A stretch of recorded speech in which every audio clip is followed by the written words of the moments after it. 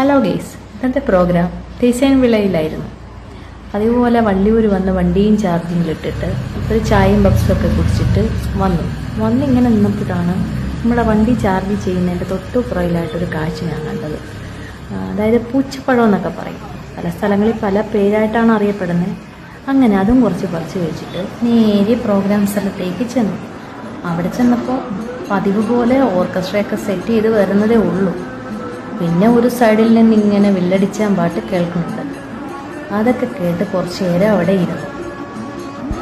അപ്പോഴാണ് മനസ്സിലായത് പ്രോഗ്രാം ഇനി 10 മണിക്കേ ഉള്ളെന്ന്. പിന്നെ അവിടെ ഫുഡൊക്കെ ഉണ്ടായിരുന്നു, അടിപൊളി ഫുഡായിരുന്നു. അതൊക്കെ കഴിച്ചു. പിന്നെ പ്രോഗ്രാം തുടങ്ങി. പിന്നെ പതിവ് പോലെ ഞങ്ങൾ ഈ തിരിച്ച് വീട്ടിലും വന്നു. പ്രോഗ്രാം കഴിഞ്ഞു.